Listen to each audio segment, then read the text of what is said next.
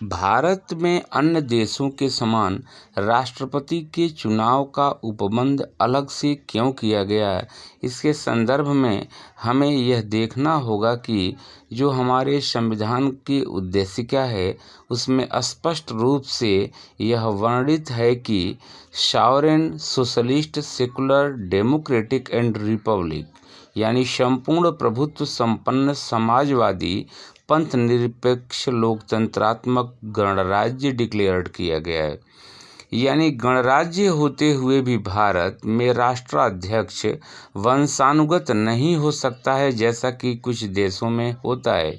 इसलिए भारत में राष्ट्रपति के चुनाव का उपबंध किया गया है। अनुच्छेद 52 के अनुसार The office of the President of India created by Article 52. According to Article 52, there shall be a President of India. यानी संविधान के अनुच्छेद 52 के तहत राष्ट्रपति के पद के सृजन के बारे में उपबंध है, जिसके तहत भारत का एक राष्ट्रपति होगा। In this article word use shall means all in all situations यानी सभी परिस्थितियों में, अर्थात भारत का राष्ट्रपति हर परिस्थिति में होगा ही होगा, वह पद रिक्त नहीं होगा।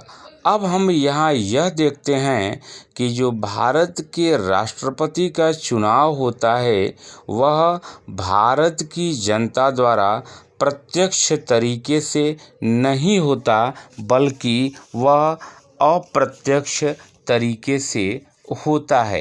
This method is known as indirect method.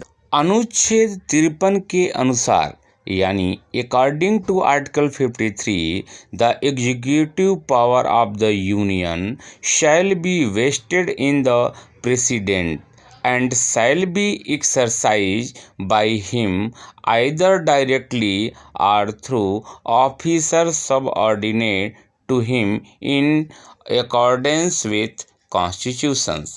यानी संघ की कार्यपालिका शक्ति राष्ट्रपति में निहित होगी और वह इस शक्ति का प्रयोग संविधान के अनुसार स्वयं या अपने अधीनस्थ अधिकारियों के माध्यम से करे। भारत के संविधान में कार्यपालिक शक्ति को कहीं भी परिभाषित नहीं किया गया है, परंतु आर्टिकल 73 में इसके एक्सटेंशन को यानी इसके विस्तार को बताया गया है। आर्टिकल 74 में यह शब्द प्रयोग किया गया है कि there shall be a council of minister with the prime ministers at the head to aid and advise the president who shall in the exercise of functions act in accordance with such advice। राष्ट्रपति को सहायता व सलाह देने के लिए एक मंत्रिपरिषद होगी जिसका प्रधान प्रधानमंत्री होगा और राष्ट्रपति अपने कृत्यों का प्रयोग करने में ऐसी सलाह के अनुसार कार्य करेगा। यहाँ यह ध्यान देना है कि जो भी राय राष्ट्रपति को दी जाएगी या सलाह दी जाएगी उसको पुनर्विचार करने की राष्ट्रपति अपेक्षा कर सकता है, परंतु पुनर्विचार के पश्चात जो राय आएगी उसके अनुसार वह कार्य करेगा। यहाँ यह ध्यान देना होगा कि जो भी राय राष्ट्रपति को दी जाएगी मंत्रिपरिषद के सदस्यों द्वारा उसकी न्यायालय में जांच नहीं की जाएगी, न ही यह पूछा जाएगा कि कौन सी राय मंत्रियों द्वारा राष्ट्रपति को दी गई है।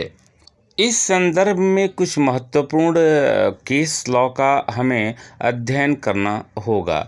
In the case of Ram Jawaya versus State of Punjab, AIR 1955 and A.K. Jain versus Union of India 1993 and S.R. Bommai versus Union of India 1994, इन सभी मामलों का यदि हम अवलोकन करें तो स्पष्ट रूप से यह है कि court will not inquire whether such materials formed part of advice tendered to the president।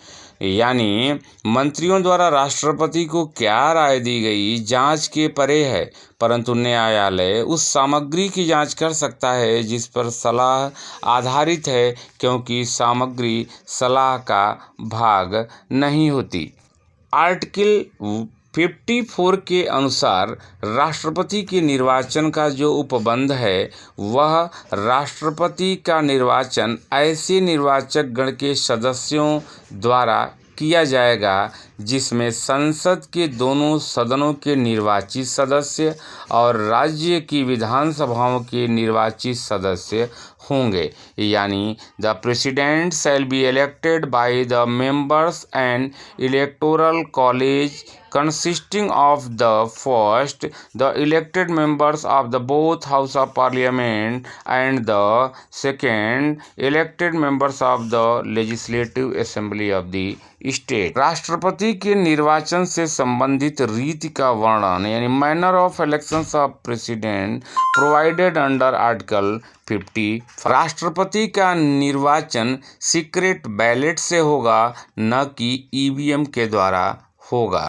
Article 56 को यदि हम देखते हैं तो यहाँ राष्ट्रपति के पदावधि के बारे में दिया गया है, यानी term of office of president clearly says under article 56 class 1 the president shall hold office for a term of 5 years from the date which the enters upon his office. राष्ट्रपति अपने पद पर ग्रहण की तारीख से 5 वर्ष की अवधि तक पद धारित करेगा। अब हम यह देखेंगे कि राष्ट्रपति का पद कब खाली होगा। आर्टिकल 56 क्लास 1 के अनुसार the president may by writing under his hand address to the vice president resign his office. राष्ट्रपति उपराष्ट्रपति को संबोधित अपने हस्ताक्षर सहित लेख द्वारा अपना पद त्याग सकेगा। आर्टिकल 61 के अनुसार द प्रेसिडेंट में be removed from his office by the impeachment